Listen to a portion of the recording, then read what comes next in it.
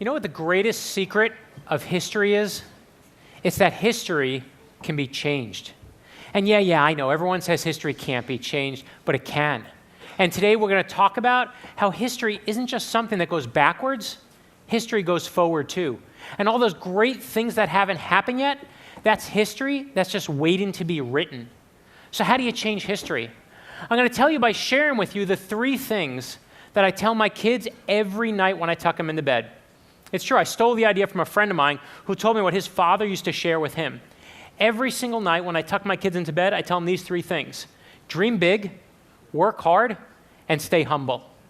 So let's look at them all. First, dream big. You know who has the biggest, best dreams of all? You, young people.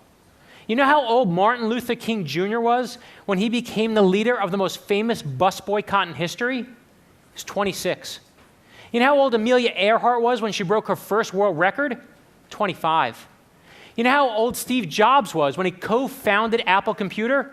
21. And you know how old Jerry Siegel and Joe Shuster were when they came up with their idea for the greatest superhero of all time? The first one, that they named Superman? These guys were 17 years old.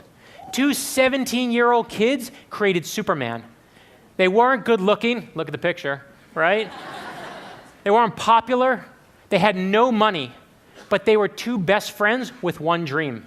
And with just their imaginations, they gave the world Superman. And I know, creating Superman is a once-in-a-lifetime big dream.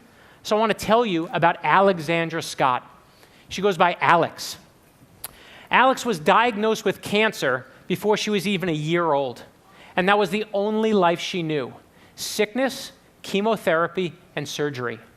When she was 4, Alex asked her parents, could she put a lemonade stand in the front yard? She didn't want to buy anything for herself. She wanted to use the money to give it to doctors to help other kids with cancer. Okay? In a single day, Alex's lemonade stand raised $2,000. But here's what I love. Soon after that, other lemonade stands started popping up, all with Alex's name on it. Eventually, they raised $200,000. And then Alex had a new goal. She said, let's raise $1 million. On June 12th, 2004, hundreds of lemonade stands started opening up in every state in the country. Ordinary people selling water and sugar and lemons to help kids with cancer. Nearly 2 months later, Alex died while her parents were holding her hands. She was 8 years old. But before she died, Alex said that next year's goal should be $5 million. Today, her dream has raised over $45 million, and it is still going strong. 1 idea, 1 girl, 1 big dream. And you know what she said? This is a direct quote from her before she died. She said, "Oh, we can do it. If other people will help me, I think we can do it. I know we can do it." You dream big. I don't care how old you are, and don't let anyone tell you otherwise. You will change history. And that leads me to the second thing I tell my kids: work hard. Such a simple one, right? Everyone knows this one, work hard. I saw this one from my father. And my father died a few months ago. When I was growing up in Brooklyn, okay, my father, he worked hard. He had no money. We had no money growing up. He worked every Saturday, every Sunday. I watched firsthand every weekend what hard work was. And I saw that the hardest work of all is being resilient when you're facing failure. When I started writing my first book got me 24 rejection letters. To be clear, there were only 20 publishers. I got 24 rejection letters, okay? That means that some people were writing me twice to make sure I got the point. But it wasn't until I was writing my 9th book, a book of heroes for my son, that I found my favorite story of working hard through failure.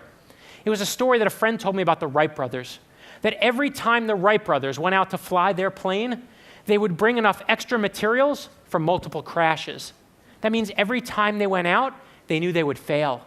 And they would crash and rebuild, and that's why they took off. I love that story. I wanted my son to hear that story. I wanted my daughter to hear that story. I wanted everyone to know that if you dream big and you work hard and you fight failure, you will change history and do what no one on this planet has ever done before. And that leads me to the final thing I tell them: stay humble. Here's the thing. If you invent the world's first airplane or Superman or a multi-million-dollar lemonade stand, you don't need to be humble. You can get a tattoo on your face that says, "I'm the best," right? But pay attention here. no one likes a jerk. In fact, the world needs fewer loudmouths, so stay humble. When Thomas Jefferson wrote the Declaration of Independence, you know he never took credit for writing it while he was alive? It wasn't until he died and it was in his obituary that the average American found out that he was the author. That's humble. So there's the big secret. Dream big, work hard, stay humble. Wait, you're saying, that's it? What, you tell me a bunch of stories and what? How do I change history? Here's the answer. All history ever is a bunch of stories.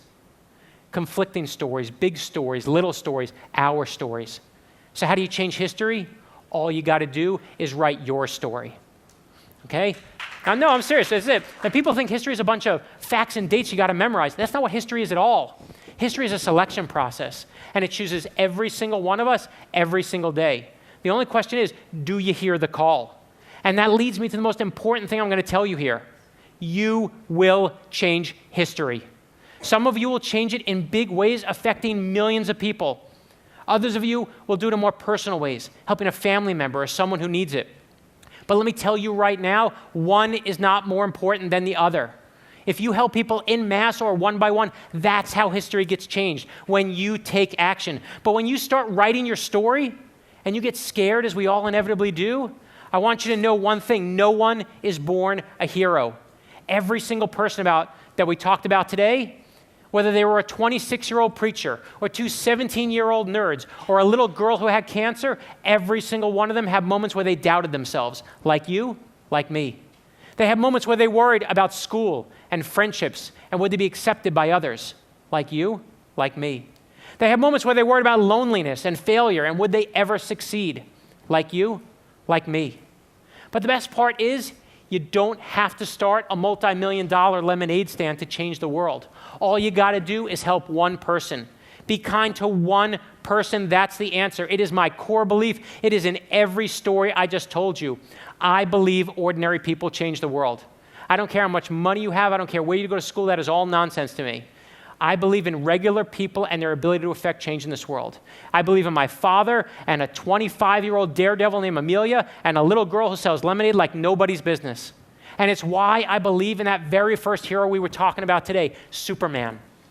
To me, the most important part of the story isn't Superman. The most important part of the story is Clark Kent. And you want to know why? Because we're all Clark Kent. We all know what it's like to be boring and ordinary and wish we could do something incredibly beyond ourselves. But here's the real news. We all can do something incredibly beyond ourselves. I got 24 rejection letters on my first book, 24 people who told me to give it up. And I don't look back on the experience and say I was right and they were wrong and ha-ha on them. What I look back and realize is that every single one of those rejection letters told me to work harder, to dream bigger, and you better believe it made me more humble.